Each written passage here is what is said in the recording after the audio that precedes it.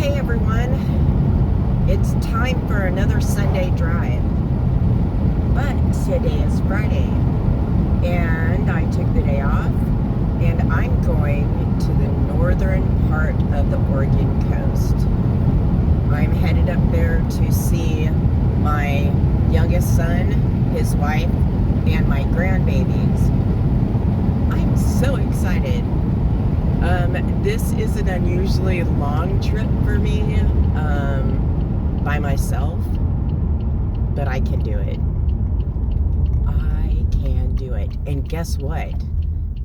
It's sun shining, and it's supposed to be 60 degrees at the coast. We're still in February. Wow. I'm excited. So, I'm going to take you along for this drive, but I've got a few stops that I have to make before I head out. And I'll see you then. Okay, you all. I am somewhere between Grand Ronde, Oregon, and Mount Hebo. And I thought that this part of the road is pretty darn windy, but yeah, it's kind of a pretty area. Oh, this is a newer bridge here. It's been a while since I've been on this road. I think the last time I was on this road, I took Jonathan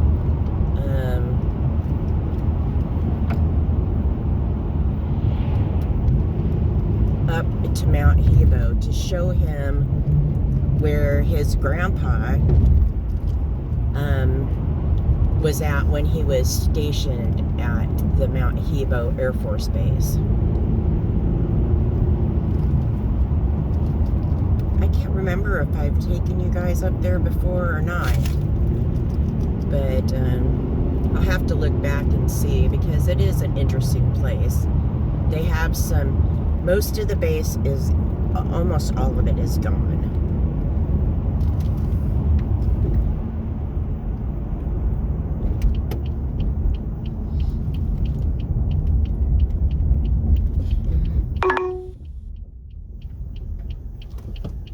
Wait, I think I made a mistake here. I have to go back and look at that sign and make sure that this is the road that I want to be on. Pacific City. Oh, okay, yeah, I am headed on the wrong way.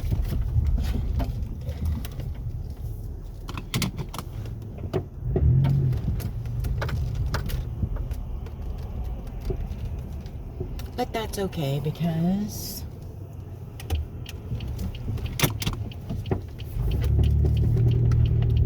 let those other people in front of me, and I don't need to be pushed. I told you it's been a long time since I've been down this road. So I've been down it several times, so you would think that I would know better.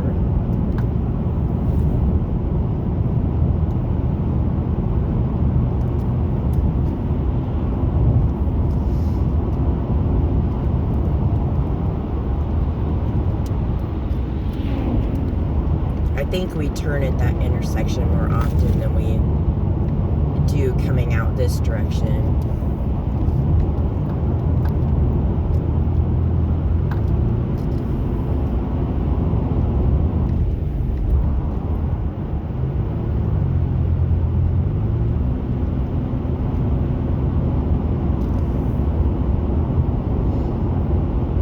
I tell you, that road between Grand Ronde and that intersection that I got turned around at, there were a couple of places along the river back there. It's a small river, but it's kind of in a deep area, and the side of the road, I am talking where the pavement ends, so does the earth. And that's kind of scary.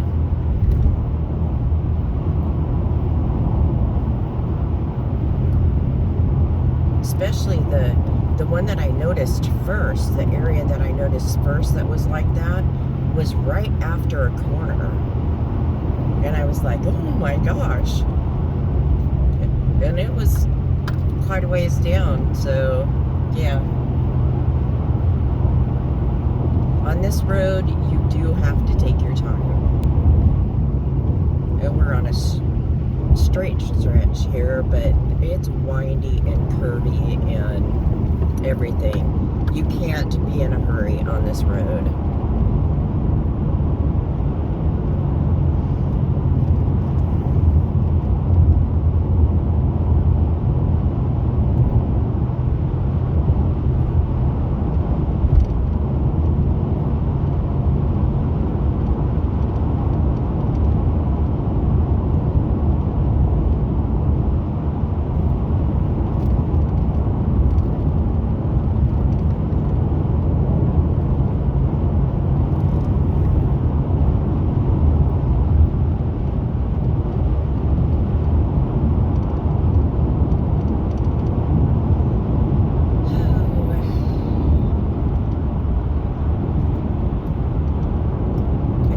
Start about a half an hour later than I intended to get out of the house and ready. And then I had to stop and get gas, so I'm a little behind the 8 Mile. But, oh well.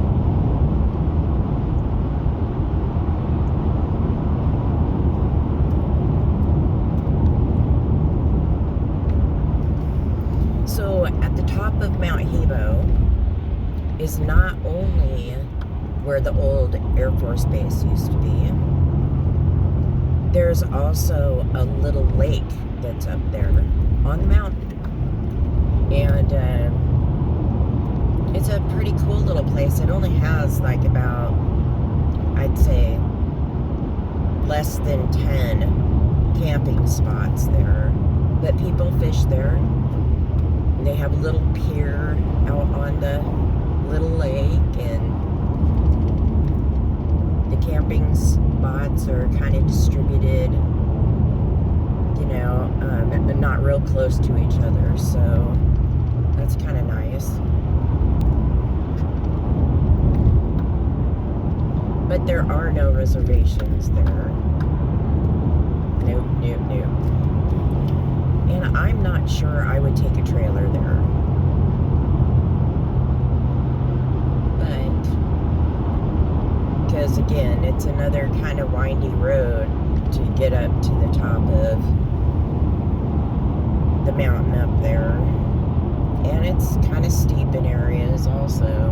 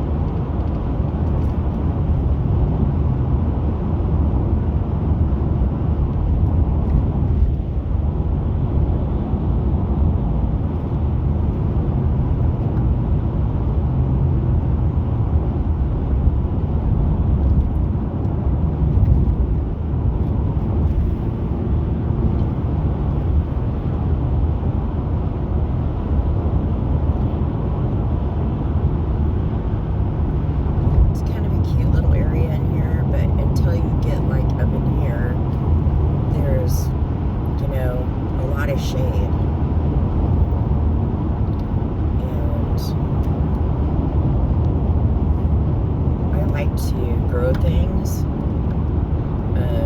you know, vegetables and flowers and things like that. So I don't think that I would be happy living in a place that had so much shade all the time.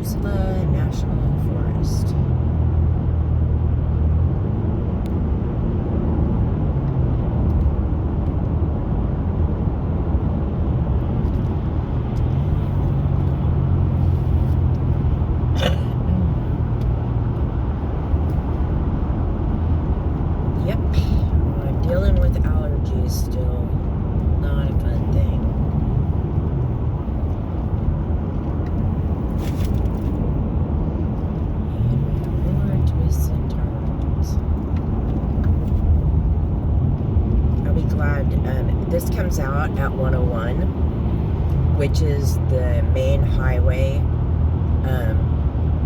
north and south along the ocean.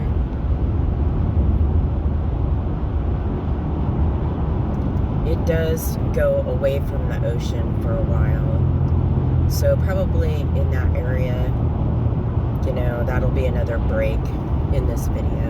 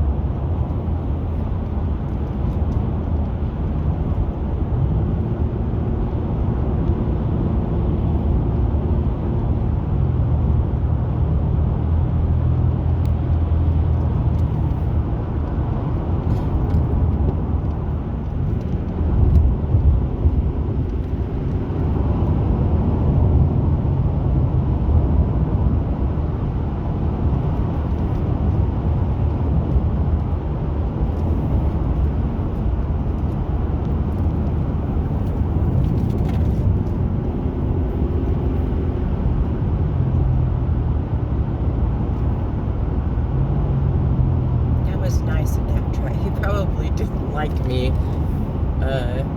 being right behind him, but then as soon as he pulled off and let me by, another car came around the corner, and now he's got another car on his behind him. So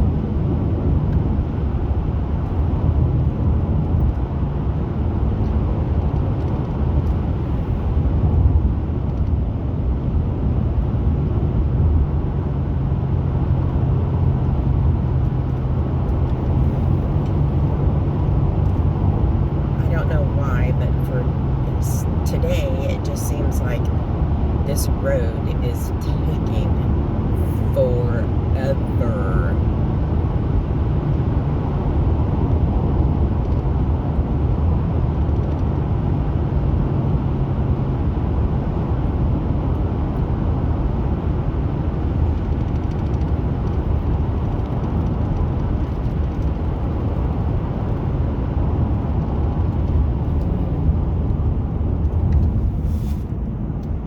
Down there, Betty.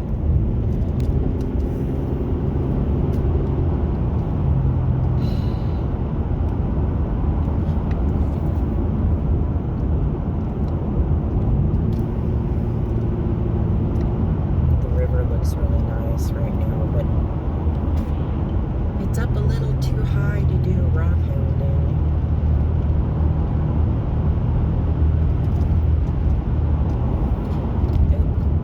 30 miles an hour. Slow it down there. We're in Hebo, and up there's Hebo Lake and the old Air Force Base.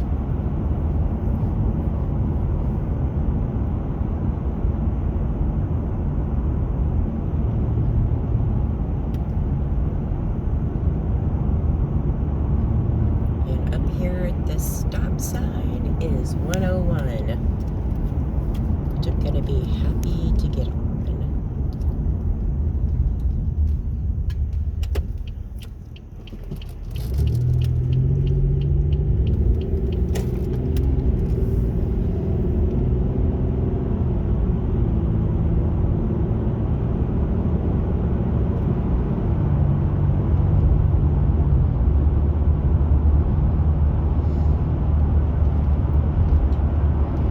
this part of 101 is away from the water, and it will be up until we get past Tillamook. So, and for those that don't know, Tillamook is where I was born.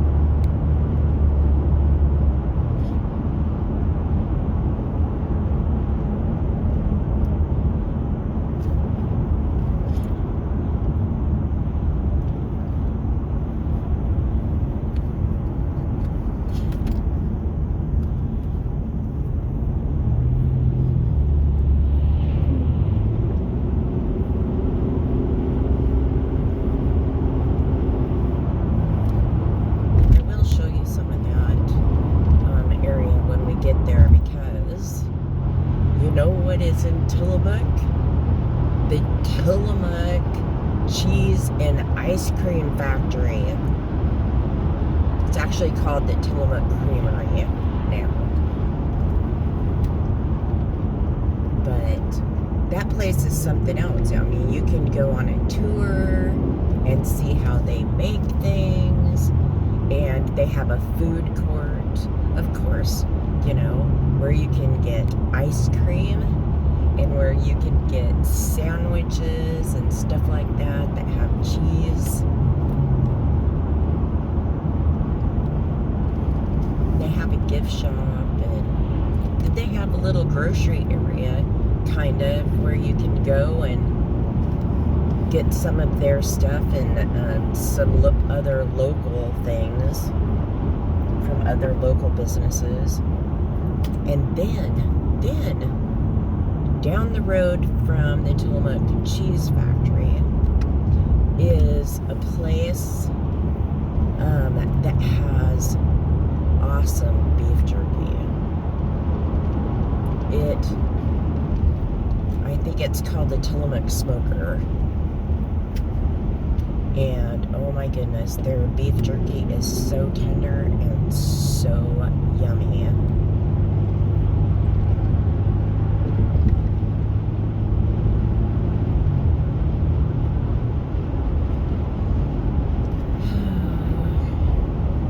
I see the traffic's gonna dictate, you know, how long it's gonna take me to get to Seaside from here.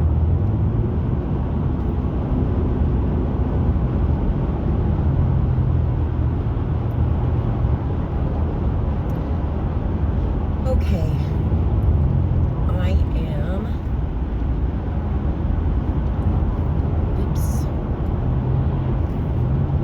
going to pay attention to the road for the moment, and then I'm going to pause this video so that, and I'll just bring you back when I have something interesting to show you. See you in a bit. So we're in Tillamook right now, and good thing I had the camera off, because, you know, I was trapped behind some cars that just did not even want to do the speed limit, and then it was just crazy. Just crazy. So hopefully this car in front of me will move too, because I don't want to be stuck behind a bunch of slow people. I'm already running behind. You know, which figures. So I went through the downtown area of Tillamook, and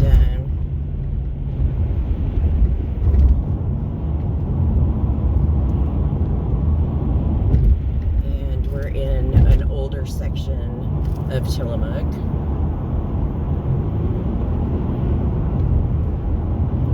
And there is the Tillamook Cheese Factory right there. And by the way, it doesn't open until 10. So, Tillamook Tillamook Creamery. There we go. One of these days I'll stop there and we will go through it.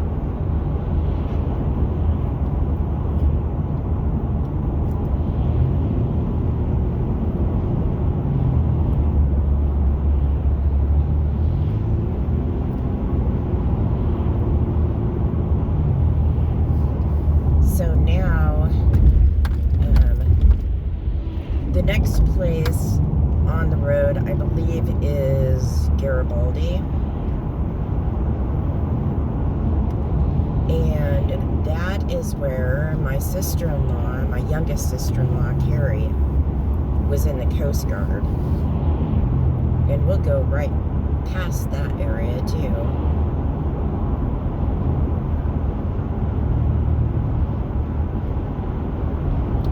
The Coast Guard is kind of interesting over here on the Oregon coast because in the bays, at the end of the bays, they get a buildup of sand there, and it's called the bar. And when the waves come in, they can be brutal. So it's kind of hard getting even those, the Coast Guard boats out of the bay areas over here.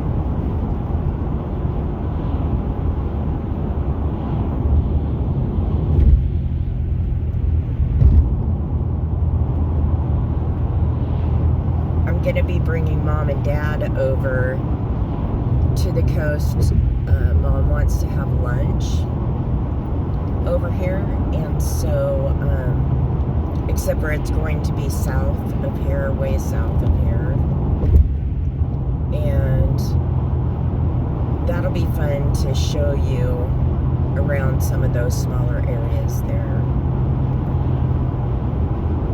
and where we're going to have lunch.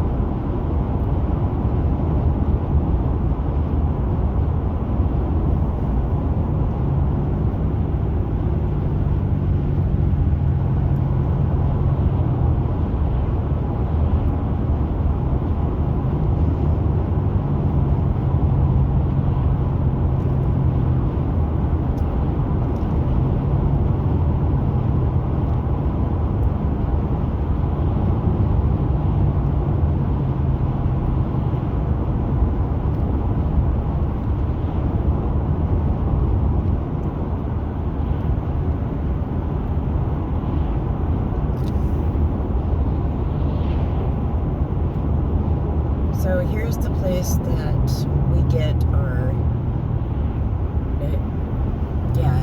the Tillamook Country Smoker.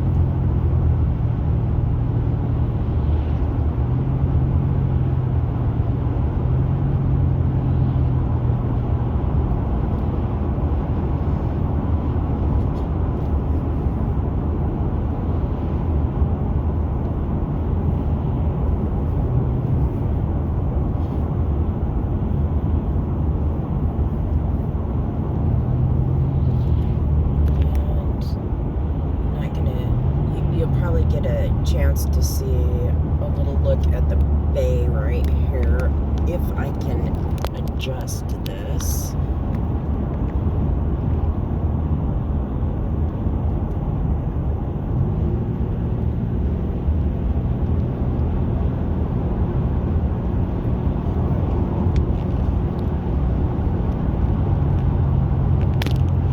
Ooh, sorry about that. This is being a little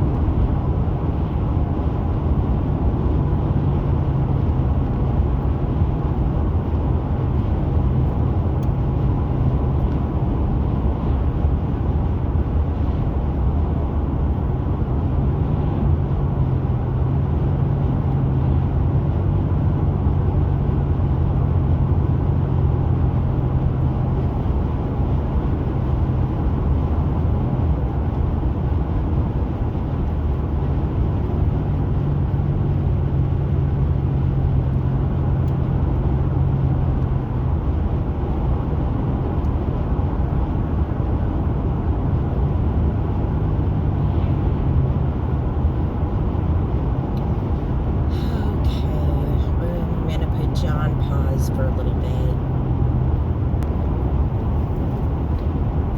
Okay, that was a little short bit. We're almost getting into the little town of Garibaldi.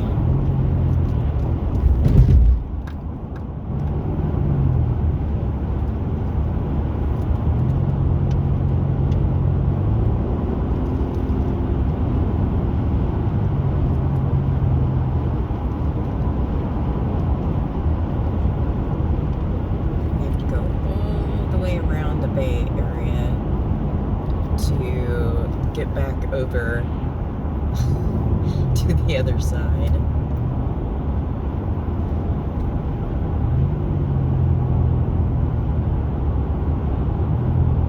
Miami River.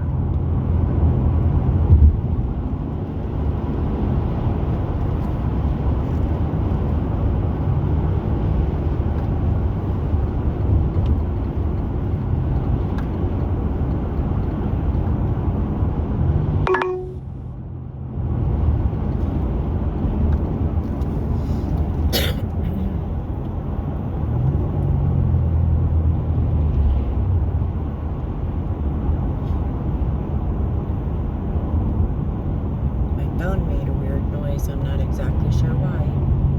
Entering Garibaldi. They have an old train that's here.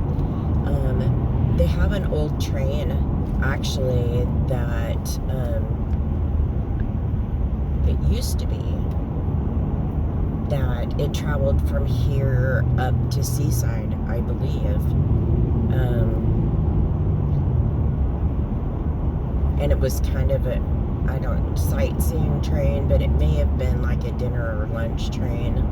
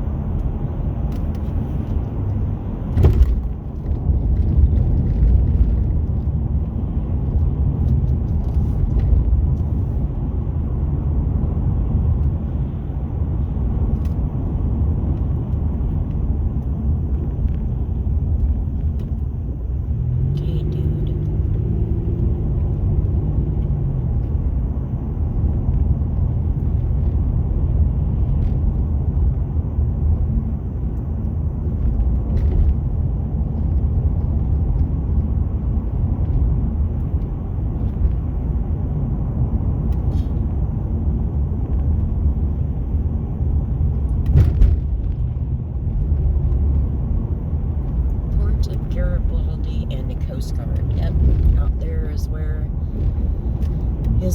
Carrie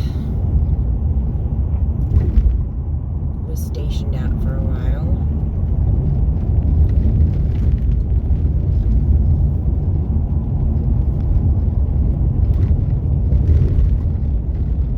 She wanted to get on with the Astoria one, the Columbia River Gorge, or the Columbia River, where the Columbia River meets the ocean.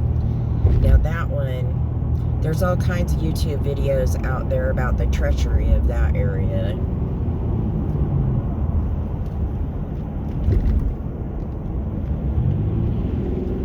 Very treacherous conditions.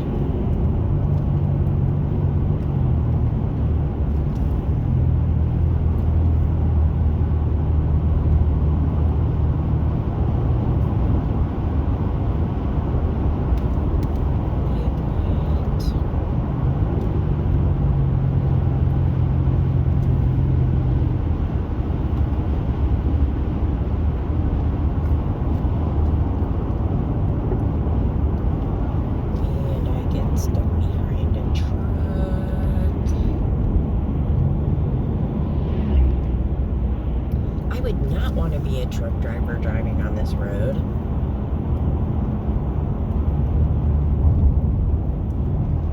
Especially with, you know, people that are gawking in front of you and driving slow.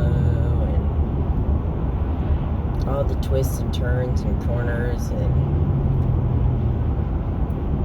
all that sort of thing.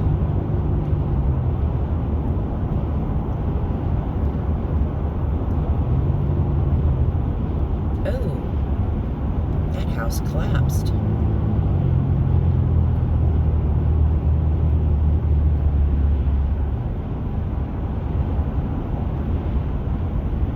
It was down kind of in a hole.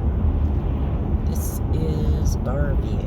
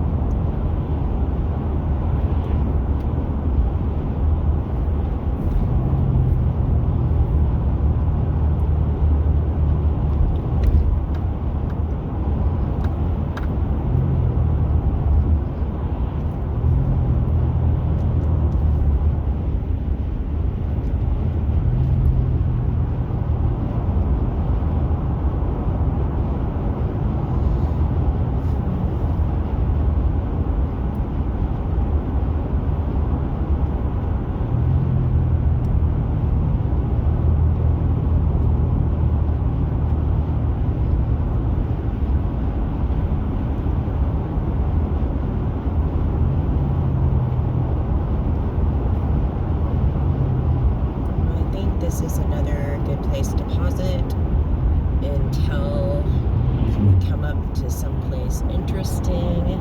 So I'll see you in a bit. Well, that's kind of interesting.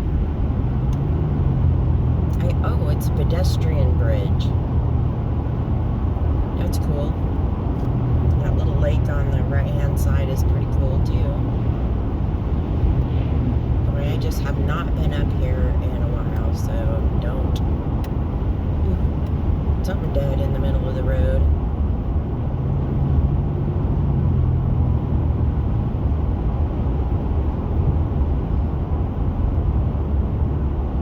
So I can't remember what little town this is.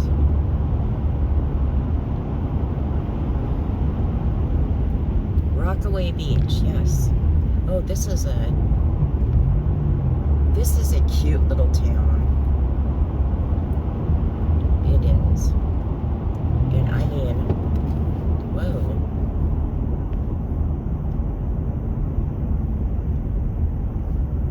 I must have missed a sign or something.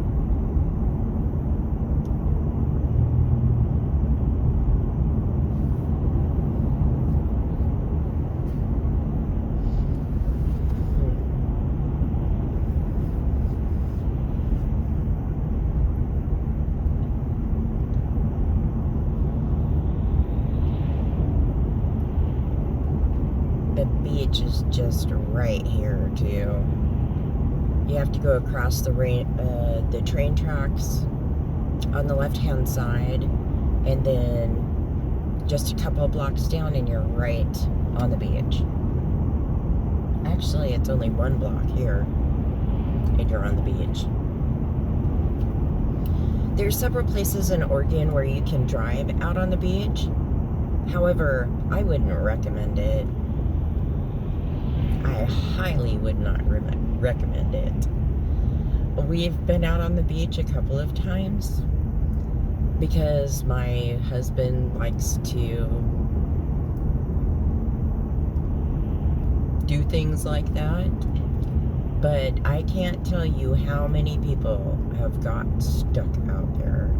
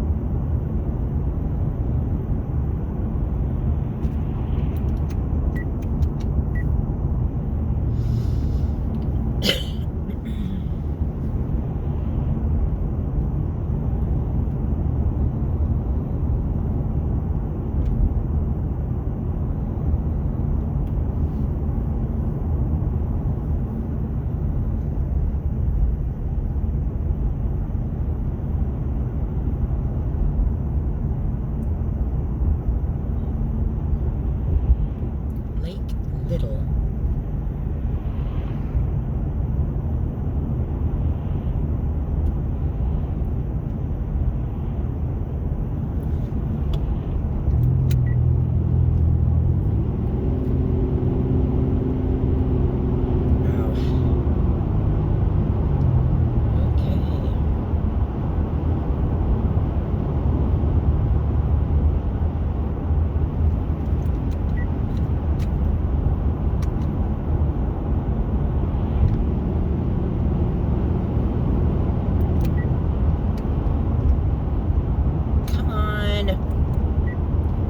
Not working. Oh.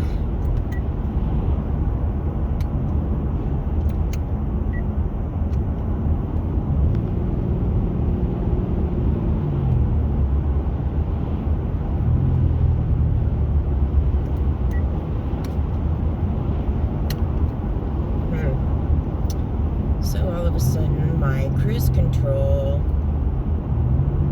decided to stop working.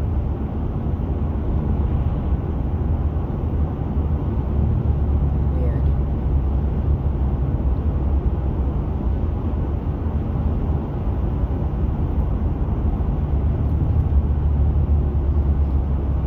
Okay.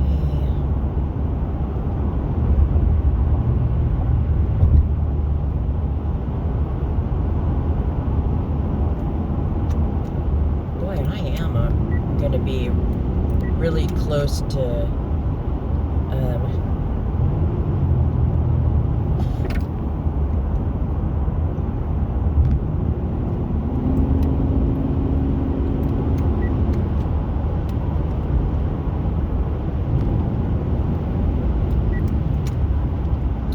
why is my cruise control not working?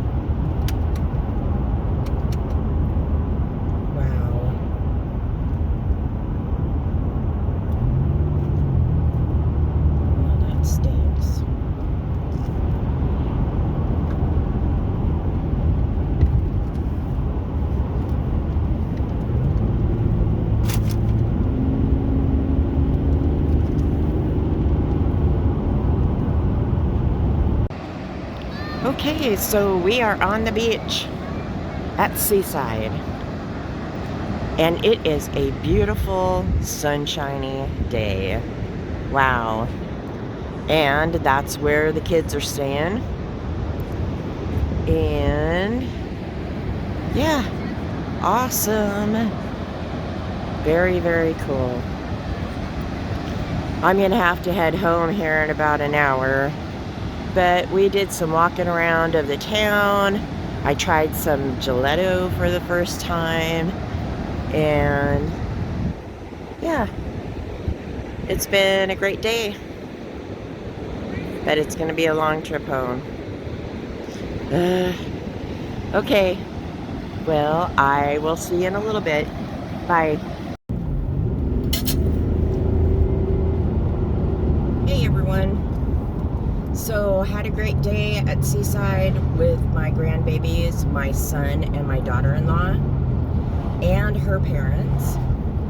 And yeah, it was a lot of fun. We found some sand dollars, and so that was really cool.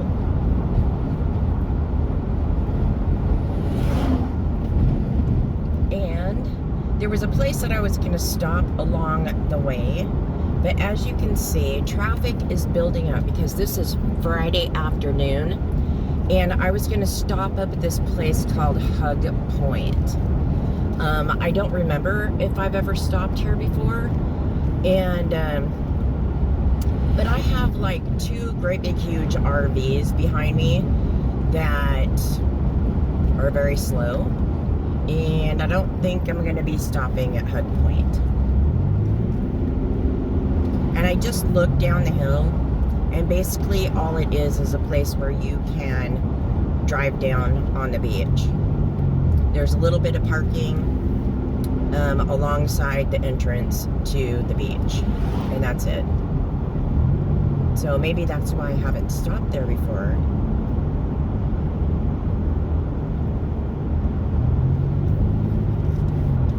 So I didn't leave until like a little bit after 3. So, and with this traffic and how slow it is, it's not as fast as it was coming here. It's gonna be dark before I get home. And for those of you that don't know, I have it's not a very common eye condition, where the tube that goes from the iris to the back of the eye, where all the prisms that catch the light and transfer those light images to your brain, is really tiny. And so I see in a lower light level than most people do. So at night, what that does at night, when I have oncoming cars and like several in a row, it like, I don't know how to explain it. It's like a flashbulb going off in your face. And so when you have multiple cars passing you like that, by the time I get home, I do have glasses that help with it a little bit, but not all the way. And by the time I get home, after I've been driving at night, I get a migraine. And it's awful. So, I was really hoping to get home before it gets dark, but who knows? We'll see.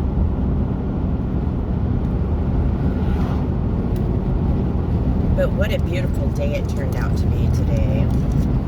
And yeah, it was a lot of fun. I spent a little bit of time with my son alone, and we walked around in the downtown area of Seaside.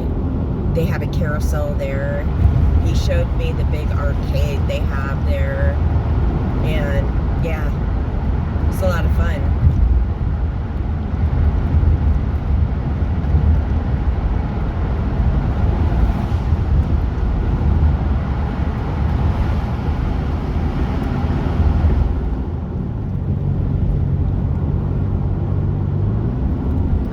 Yes, and we just went through a tunnel. And I do have my window down, so a little bit. It was, I can't believe how warm it was for a February. Wow.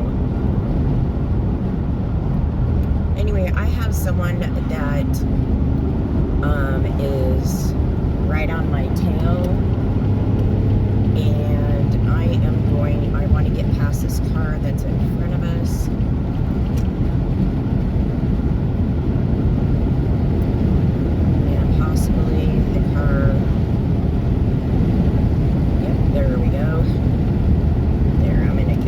Right now.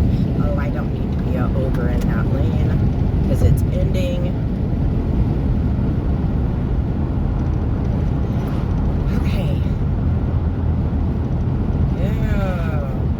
But here we go.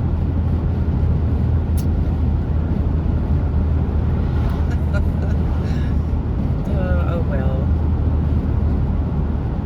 I'll get home one way or another tonight.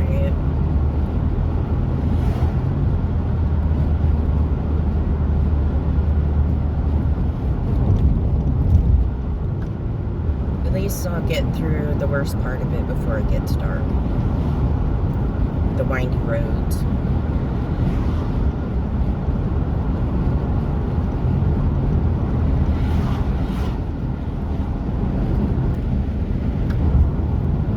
It's a very popular area right here. I'm surprised there isn't more cars. I've come through here And there's been cars lined alongside of the road. It's a favorite for some people. I can't remember what it was called. I passed the sign already.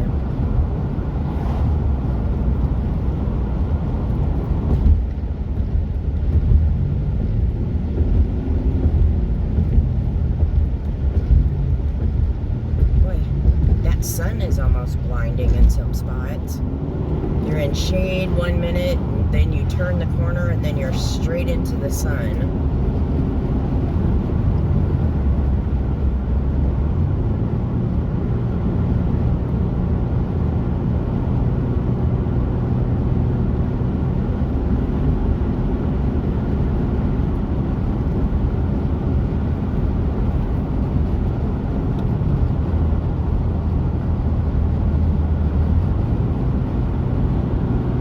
There were some pretty treacherous corners up here. I don't know if we're right here, but somewhere soon.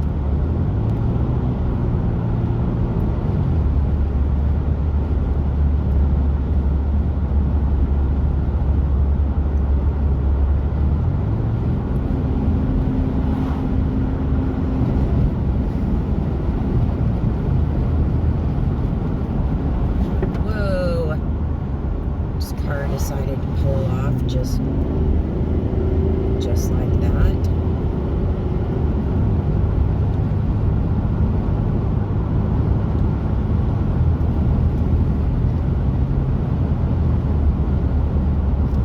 I'm sure there's some amazing views right here, but I'm not stopping right here.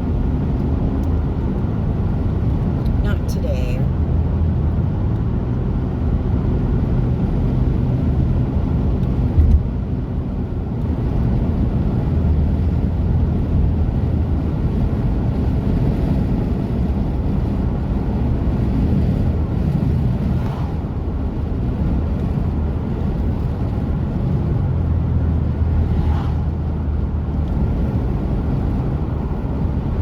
Didn't notice that many police officers out today. Like they said that they were going to have a saturation of police officers out today, but I really didn't see them. So maybe it was more south because the Seafood and Wine Festival is going on at Newport, Oregon.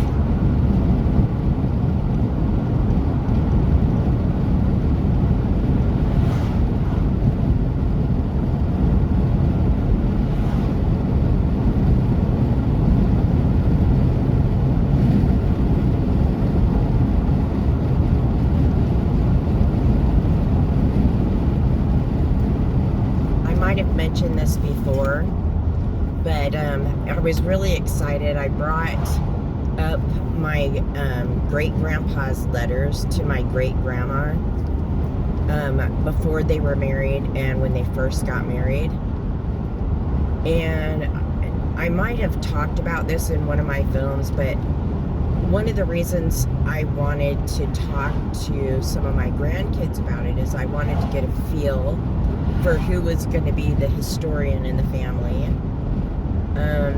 And then to let Elam know that he was named after the grandpa of my great-grandpa. Well, actually, of my great-grandma. Actually, that's not right either. Oh my goodness. So, well, I guess it would be my great-grandpa's grandpa. Yeah, that's right. It's funny, sometimes I have to look, at the tree to be able to remember which branch is which.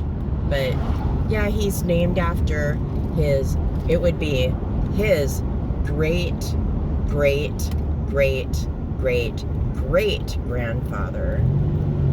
He was a doctor and a minister, and his name was Elam, just like my my youngest grandson.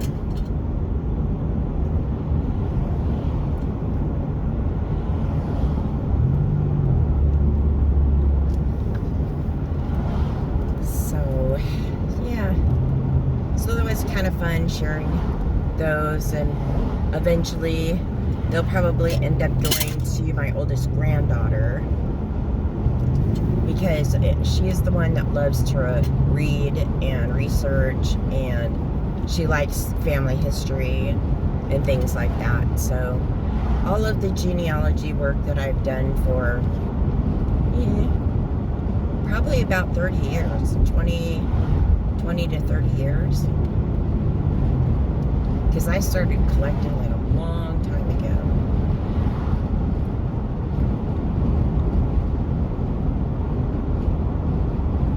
Collecting that information anyways, you know, because that's, my grandparents and my great-grandparents were still alive.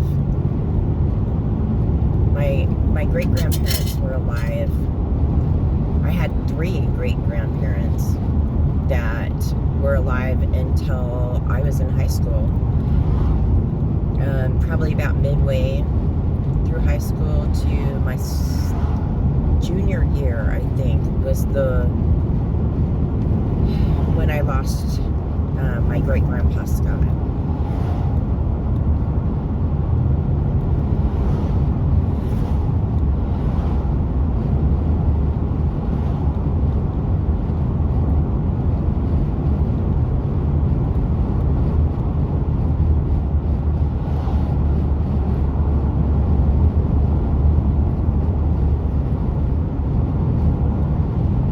It was funny back then, you know, because he came from a family that,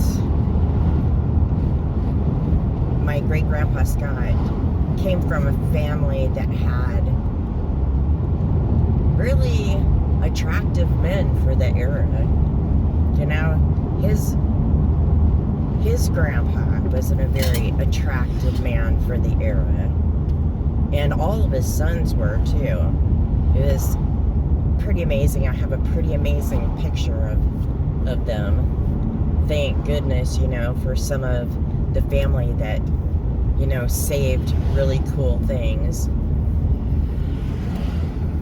But yeah, I have a picture of Elam Bentley Ellis also, that you know, you could tell that he was educated, and he was an attractive man too.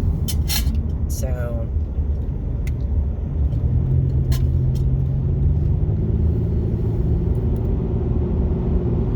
anyhow,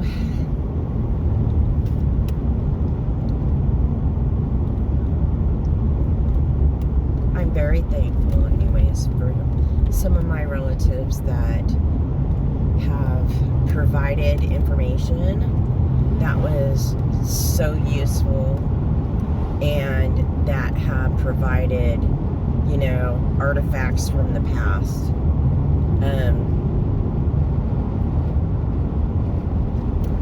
Yeah, there was a receipt that I got, you know, that was over 100 years old. And these letters are they're over 100 years old too. I think the oldest one was 1916. And if you didn't know, back in the day, and the reason why these letters are pretty incredible is, and how come there were letters to each other after they were married. The reason why is because my great-grandmother was a school teacher, and at the time they couldn't be married. So, but they did get married, and she worked in Missouri, and my great-grandpa Scott lived in Kansas. So it was kind of fun to see the letters and the envelopes with the dates on them and the stamps still on them and everything. And And to see that he wrote out her maiden name on the front so that no one would know.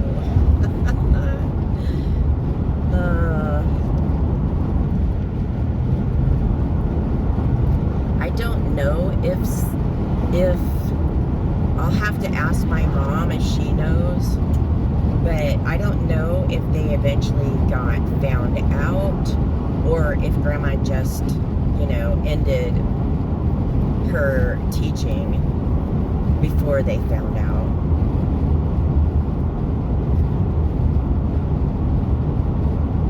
It's kind of fun finding different things out, especially when you're finding out things that you're going, I never knew that.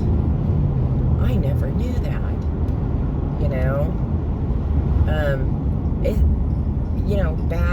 Back then, people kept secrets.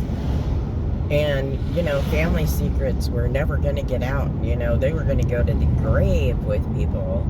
But sometimes you find out anyways because of documentation, and that's how I stumbled on some of the information that I found.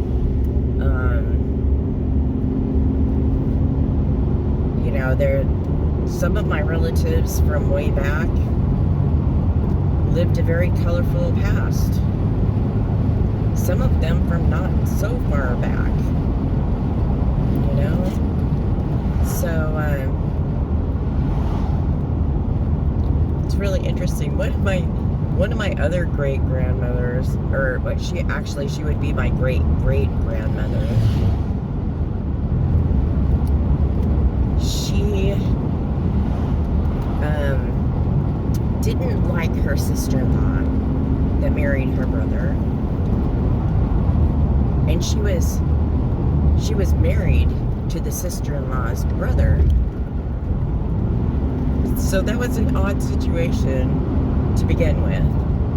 And then for some reason they had gotten into some kind of a tiff over something, and I'm not exactly sure what it was. But my great-great-grandmother, she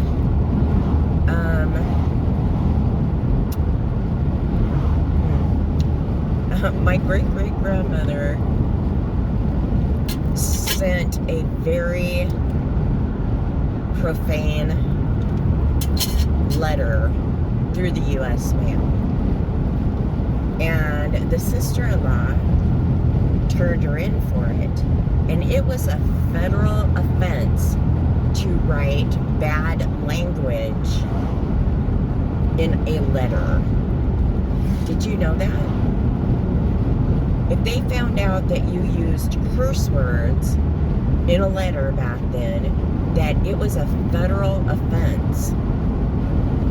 And my great-great-grandma had to go to, well, I think she was able to pay her bail, but they came and got her, and then she had to go to court, in a federal court, because of it.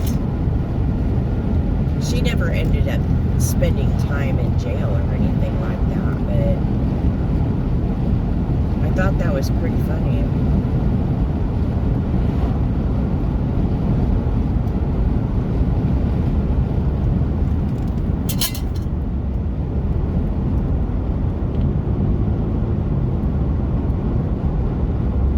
I will tell you that side of the family is very German. Yep. Because her mom and dad were actually pioneers here in Oregon. They were pioneers here in Oregon, but they traveled straight here from, I think I'm going to forget the name, but it was part of Germany. So, anyway, when I did enough research and everything that I found a passport for her to take two of her youngest children back to Germany with her because she wanted them to go to school there. And it even had a passport picture, surprisingly. That was kind of cool to find out. And there's other things you find out too, like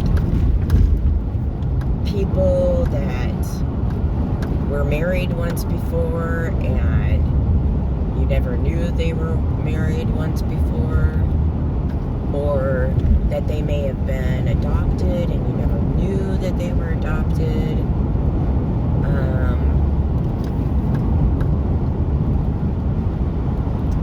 Or, you know, just all kinds of things. Or you find little cool pieces of information that are part of history. Like, I have some relatives from the North Carolina area that were Quakers, and they actually, the father of all of them and everything, he refused to fight in the Civil War, and so he ended up being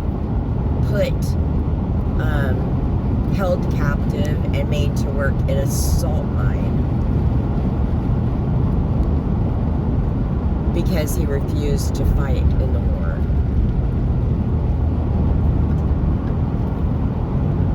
So that was really interesting. And then I've read letters from a brother to his sister that were, you know, distant, well, not distant, I wouldn't say, they were children of, you know, some of my relatives that,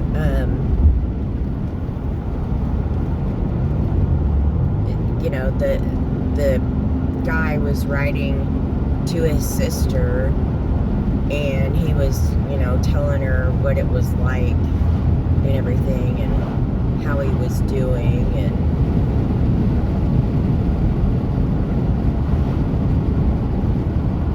so I do have a photocopy of that letter.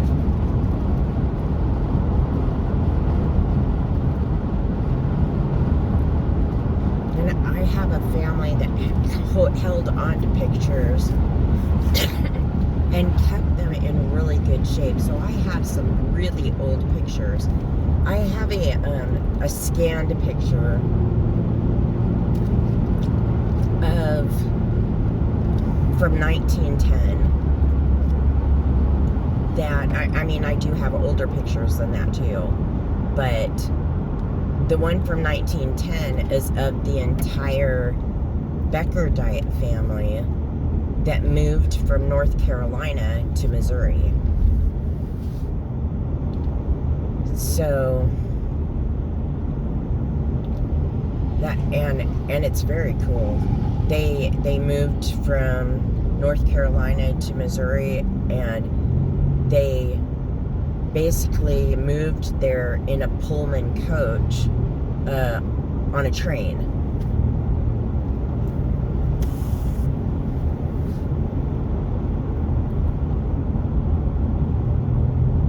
And that family and the Nelson family, they like always dressed to the nines. You know, it was like, it was incredible the way that they looked. You know, there was no ruffians in the bunch there.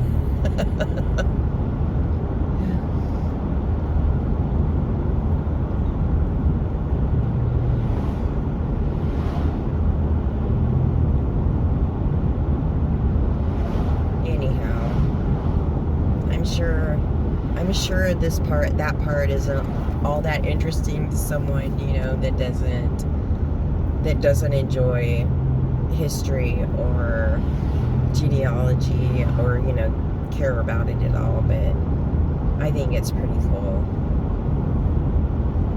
That was one of the reasons why I started doing the volunteer photography for findagrave.com. And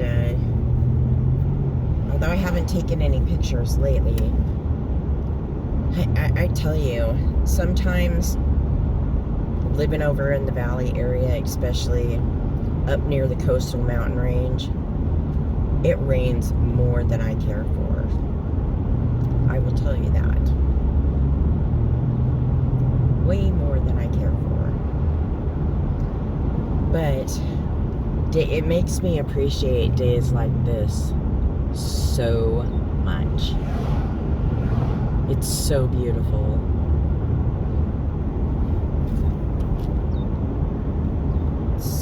So beautiful.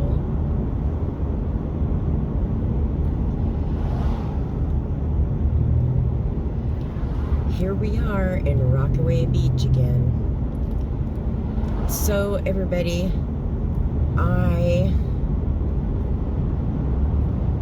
I hope that everyone is doing well.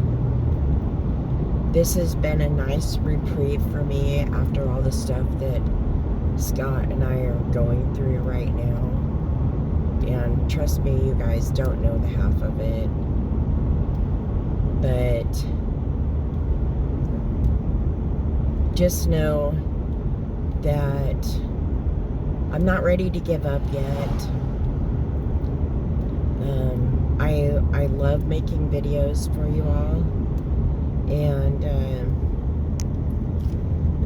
like I said, it's great for me to have someone to talk to and make these videos for when, you know, when I'm having to do it by myself. And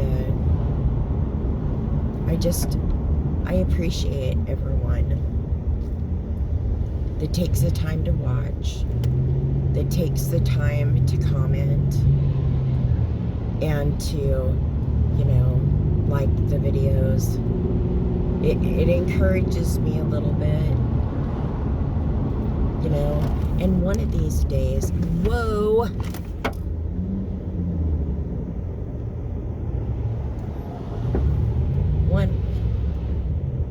one of these days, you know, things hopefully will change and I'll be able to do more.